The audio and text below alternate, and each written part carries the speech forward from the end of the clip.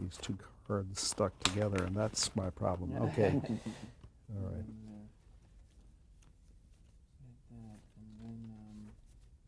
And then I think go right into Okay. this area. Fine. That's fine. How you We're feeling? making progress. Fine, yeah. Sorry to have to put added pressure on you to get through with this. No, that's quite all right. We were discussing the rabbit trap and working with J.P. Miller. I did several shows with JP. He was a close friend, still is. Rabbit Trap was the only show of all those years that we did exactly as JP had written it initially. We never did a rewrite. We never did a cut. He had written it to time. And it's, in that sense, it was a little jewel. And one of the last of the so-called kitchen sink dramas, which after a while became reviled by particularly Goodyear as a sponsor, who wanted lighter shows. That's when advertisers' pressures were beginning to show, and it was close to the end of the Philco Playhouse. It was a good experience. Rabbit Trap was a good show. You know, the story of J.P. that I remember most distinctly was he did the script for Yellow Jack, the first producer's showcase that I did in '55. And he had taken the Sidney Howard play based on Howard de Kreef's Microbe Hunters, the story of Walter Reed and the Yellow Jack mosquito, and he had cut it and patched it together as a very serviceable television script. We had cast it. We had the first reading, big cast. And after the reading, Fred said to both JP and me, "Come by my office after you finish work today." We did, and at twilight we sat in Fred's office while the sun was going down beyond the Hudson. And Fred displayed the role of a producer to a writer whom he trusted better than I've ever seen it done. He tore the script apart, not criticizing and not commenting adversely on it, but he just simply said, "Pappy, what you've done here is you've just taken this play and cut it, and it works fine, but you're not taking into account what television can do, what cameras can do. Don't feel constrained to this. Rewrite as you need to, as you see it, add scenes, do what you want to do with it to tell the story for a television audience." JP went out of that meeting with the largest amount of work facing him that I've ever seen a writer have, little time in which to do it, and exhilarated beyond belief. He went on the subway to Jackson Heights where he lived. He wrote all night. He would come in the morning on the subway, bring his scenes in. We'd put them into rehearsal. He'd hear them read. He'd go back and crash, get some sleep, and start writing again. And each morning he'd come in with new scenes.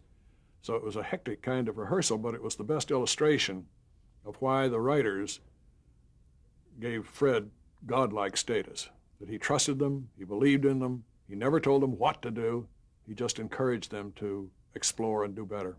When you talked about J.P. Miller, you described what seems to me a very professional writer. Absolutely. And a very good friend, and a very good drinking buddy. If television had evolved on the West Coast rather than on the East Coast, in Los Angeles instead of New York, do you think we would have had the same kind of early television experience? I definitely do not. I think it was such a compound of those who had theater as their training, the young actors, the directors, the producer, even the scenic artist, even the costume, they were all theater-oriented, all of us. The nature of the thing, done like a theater show from beginning to end, live, was so different from the shot out-of-continuity films that, yeah, they could have been done on film from the beginning. I don't think they would ever have been done live out here. The cable didn't connect the country. West Coast had, I think, stations in Los Angeles and stations in San Francisco, period. That was it. New York, at least you had half a dozen eastern cities that were connected by telephone cable. No, I don't think it would have been at all the same thing done under film aegis or in a film method, or even in the atmosphere of Hollywood. In the 50s, when a lot of this wonderful live television was being produced, what many people consider a very dark cloud merged to overshadow the television industry, and I'm talking about the blacklist, You the bet. so-called blacklist. You bet. How did it affect you in your career, if at all? It did. It affected us in New York in similar manner that it affected the studios out here. It was horrendous. It was just beyond belief awful that the actors who previously had worked over and over and over again would suddenly no longer get calls.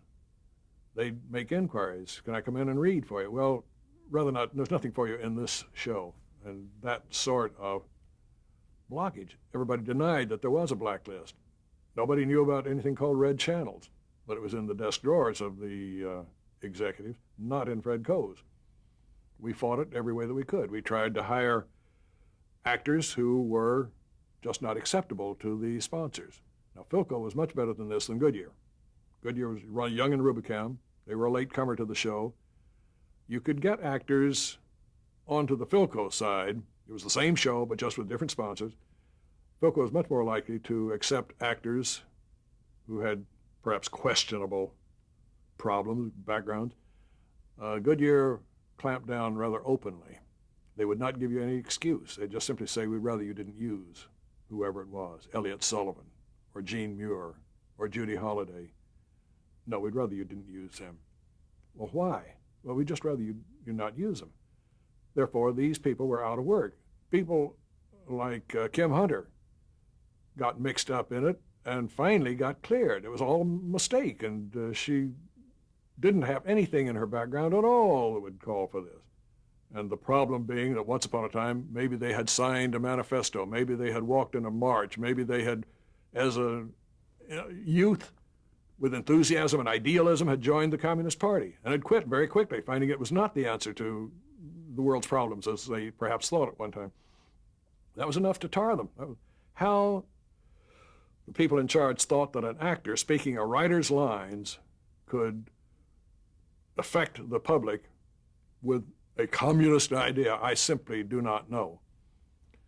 The story that sort of epitomizes it for me is the Judy Holliday story, where after 3 years of not being able to work, and David Shaw having written 3 scripts for her, with her in mind, tailored for her. She was the most marvelous comedian, and we could not get her. Vivian Blaine played it for me one time, the role that Judy was meant to play.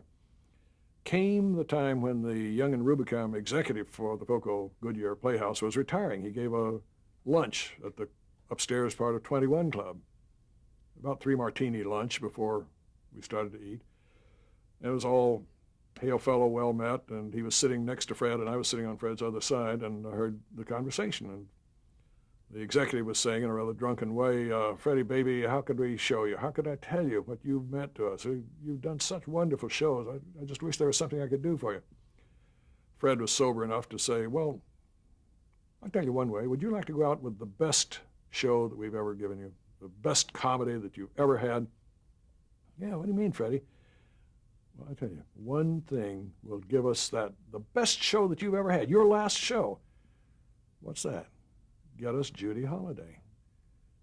Oh, well, Freddie, I'm not sure. Well, listen, I'm telling you, the script's on your desk. We've got to start casting this afternoon. And I promise you that show, if you will get Judy cleared. Went back to the office. 2 hours later, the phone rang. The executive said, use her. Now, he had paid the $10, the $50. I don't know what he did. But we used Judy Holliday, her first job in 3 years, and she was marvelous. What was the show? It was called, Tony Randall played her sweetheart. David Shaw wrote the script. I can't remember the title of it. And it was a comedy, obviously. It was a comedy, tailored to Judy's talents and to Tony's. And they were both just wonderful to work with.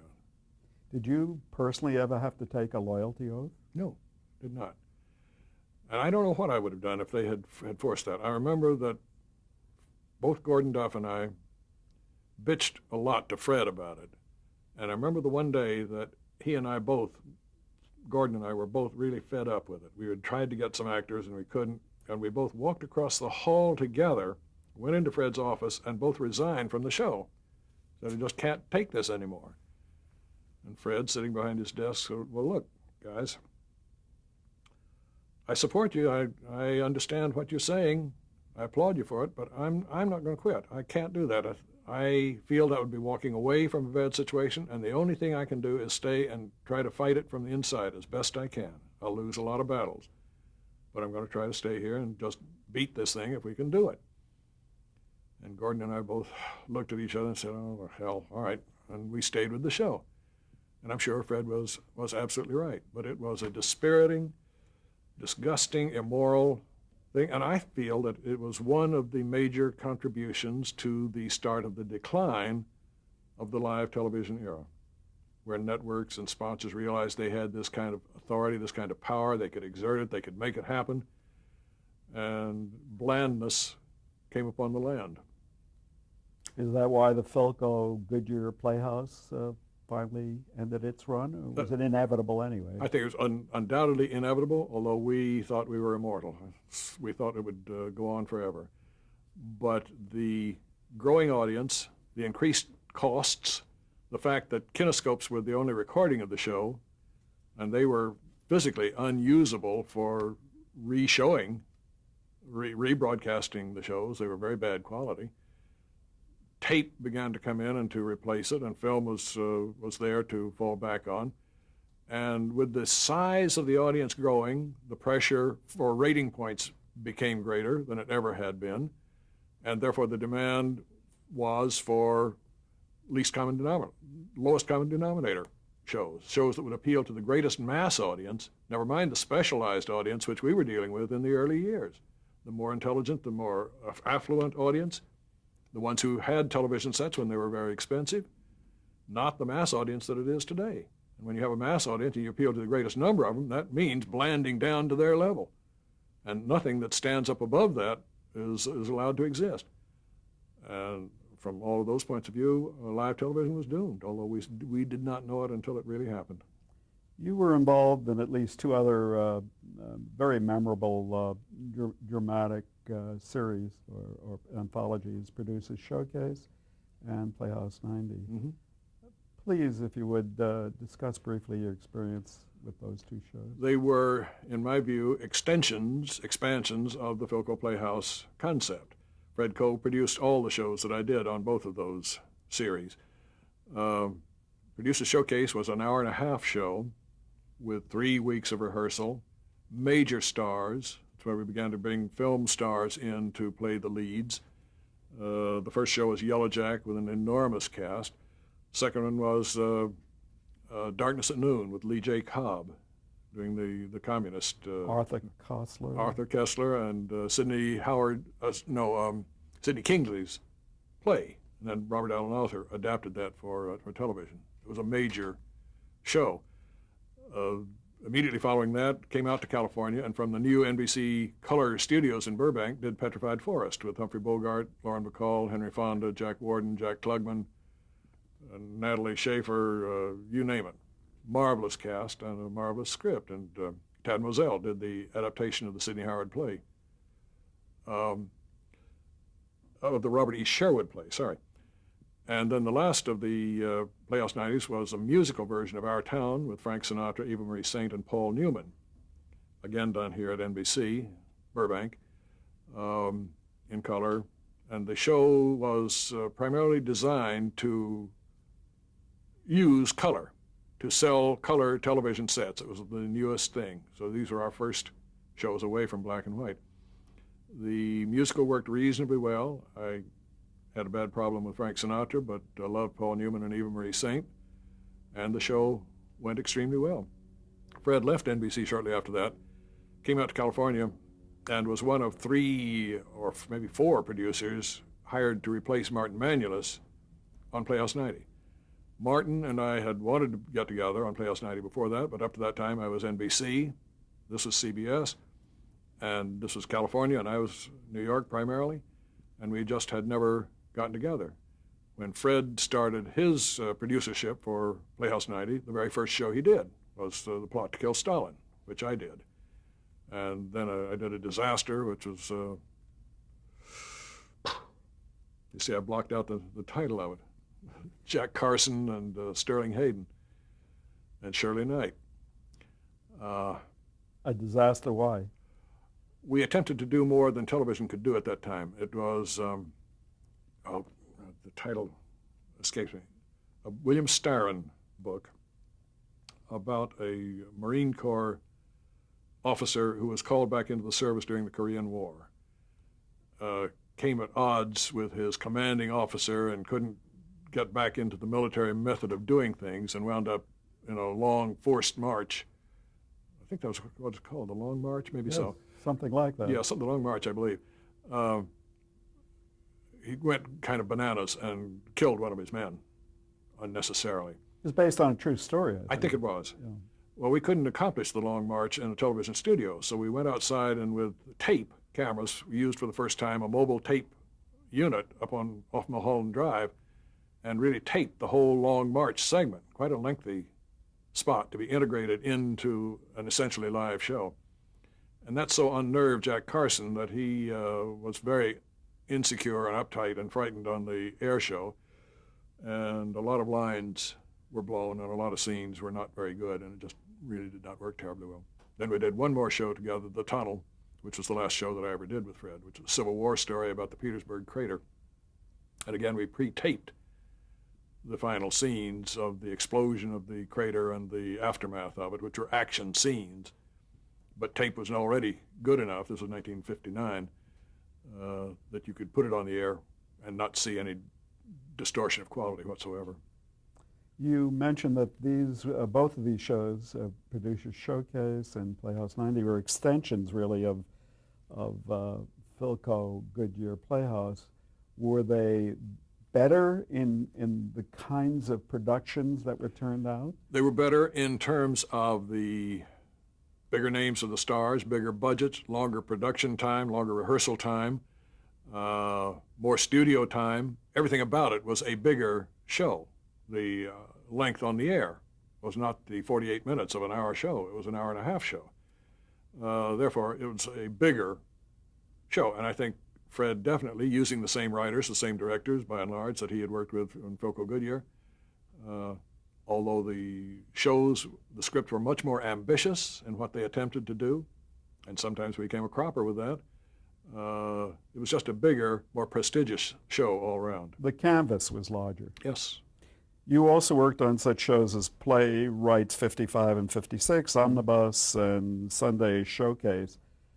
Again, how do those compare with Philco Goodyear? Well, Omnibus was an extraordinary show, really quite unique, and Robert Sodek put on a series of shows that were, I think, outstanding in the history of television, of live television.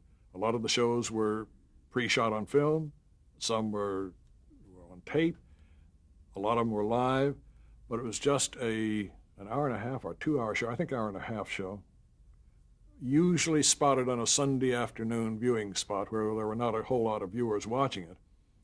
But he would do things like the Young Abe Lincoln, or Oedipus, the King, or a Gilbert and Sullivan with Cyril Ritchard, or a one-act play by William Saroyan.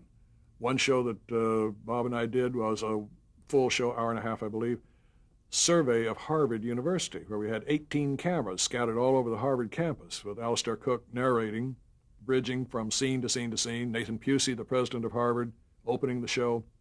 We had pre-shot on film with Ricky Leacock a session in the business school, a session in the law school, and a session at the ice skating rink. We did live pickups with students in their dorm rooms. We did a Widener Library pickup.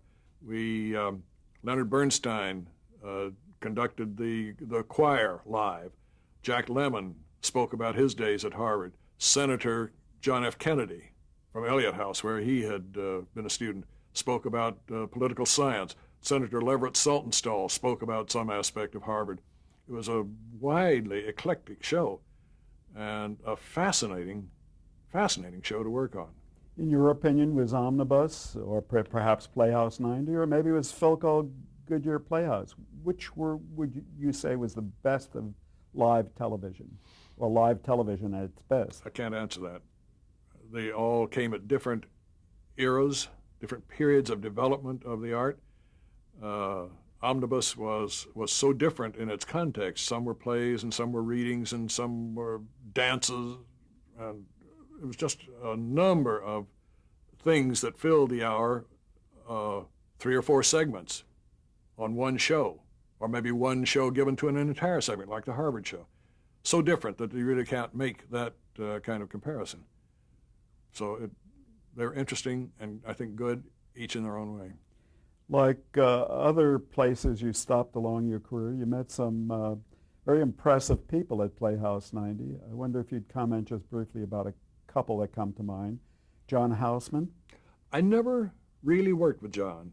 I met him, and that was really all. I knew Martin Manulis. We did a feature film together in later years. John Frankenheimer I knew. A lot of the actors, Melvin Douglas and Luther Adler and E.G. Marshall, with whom I'd worked a lot in New York days.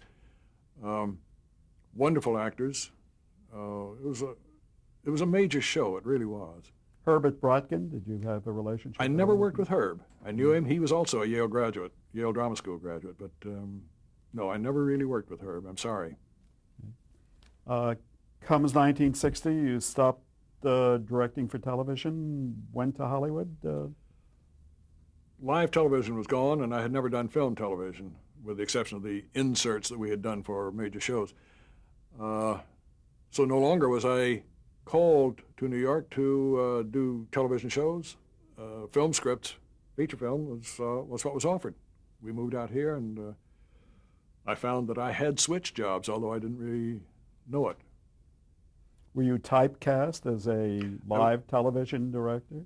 Initially, I was typecast as low-budget, black and white, shoot 'em in the Bronx, kitchen sink drama, because Marty and Bachelor Party was where I started. Middle of the Night came along, the other Paddy Chayefsky script, soon after that. Some of my first films were Separate Tables and Dark at the Top of the Stairs, all people dramas, all sprung from New York plays or from Paddy Chayefsky's works. Desire Under the Elms, theater drama, Eugene O'Neill. Black and white, all of them. And I was very much typecast as that kind of director, so I was very grateful when suddenly out of the blue an opportunity to do a glossy color comedy with Doris Day, Rock Hudson, and Tony Randall. And I jumped at the chance and had a ball. Had more fun than I've had on almost any picture with those three. That picture was? Lover Come Back, which is still a very funny script. And I loved working with all three of them. That was followed immediately, just immediately, by another Doris Day picture with Cary Grant and Gig Young. And that was That Touch of Mink. And then I suddenly found that I was typecast as a comedy director. I couldn't get anything else except comedy, so I seized the opportunity to do a different kind of picture, which was Gathering of Eagles, color, a story of the Strategic Air Command at peacetime with Rock Hudson and Rod Taylor. And because of my Air Force days, I had a glorious time working with the Strategic Air Command and flying in the B-52s. And I flew a B-52. And I just had a ball. Now, you were working essentially with actors who did not necessarily come out of the theater. That's right. Rock did not. Yeah, these were different kinds of actors. Was there much of an adjustment on your part? There were different kinds of shows. No, I could work with the actors. The demands on the actors were quite different from the sort of realism that came from the actors who worked in theater, the Fondas and the Marches and people like that. The demands for both of those comedies were really quite different. Rock, in playing the lead in Gathering of Eagles, was a very good actor. He had no theater in his background at all at that point. I think later he did. I think you did I Do, on stage, if I remember correctly. Maybe a couple of other things. But at that point, I think he had no theater experience. Doris had been a singer and a performer, but never an actor on stage. And she was wonderful. She was, like Judy Holliday, the best comedian that I ever worked with. I think I think both of them, and Cary Grant, quite insecure in their own place in the world, that they had achieved more than they felt they were capable of achieving, and they would all crumble to dust in their fingers. Cary particularly, I felt that way about. But You mentioned doing several of the Paddy Chayefsky adaptations as feature films. Had you worked on Middle of the Night or Bachelor Party on television? Yes, I had done both of those in their original form. Right. Had you learned from your Marty experience something about translating from television to feature film? I think I had, but I think I proceeded with them just as I had any other piece of doing what the new script, the new version required. Most of the people in the Bachelor Party were people that I had worked with in live television, E.G. Marshall and Jack Warden and Larry Blyden. I had never worked with Don Murray, never worked with Phyllis Jones. And they fitted right in with the sort of people who were already close friends when we started that piece. Objectively, was the feature film, or is it fair to make this comparison, with the feature film better than the television version, or vice versa? That's very hard to say. I think in terms of Marty, I believe, and I think Patty believed, that we had the best of all possible worlds. We were fortunate in our casting, in the script for Marty. Rod and Nan were just glorious, and the shorter script and the more overt emotionalism that was present in that script worked best for that small audience, seeing a small screen, few numbers gathered around the set to see it, but all over the country. When it came to a theatrical screen, bigger picture, an easier going version of Marty, someone not quite so wrapped up in his own Sturm and Drang and his emotion about his situation. And Ernie was a little bit more hail fellow well met than Rod. Rod was more intense by far. I think each worked best for the audience that it was intended for, and that was Harold's doing. I give him full credit for that. I think he was absolutely right. Hard to judge on a Bachelor Party. The shorter version, with Eddie Albert and Kathleen McGuire playing the leads, made its point, I think, very nicely. The film version was clearly more expanded, and you were able to follow the progress of the night of this group of wandering bachelors having a bachelor party and invading a house in Greenwich Village where a drunken party was going on, and the night sort of disintegrating in their hands. And the lead character, played by Don Murray, finally, who was kind of wrapped up in his own problems. A baby was coming. He felt he would never get out of the job that he was in, and what was the future. Finally coming to see that he had his future right there, and that the wife and baby were his future, and he'd best get home and take part in that life. I think it worked reasonably well in both versions. Middle of the Night was quite changed. Patty wrote the original script, 48 minutes, Eva Marie Saint and E.G. Marshall. And the story concentrated much more on Eva Marie Saint, the girl, and her problems. And the man was less prominent. When it went to theater, Josh Logan bought the rights. He expanded it to a full play. Eddie Robinson, E.G. Robinson, played the lead, and Jenna Rollins played the girl.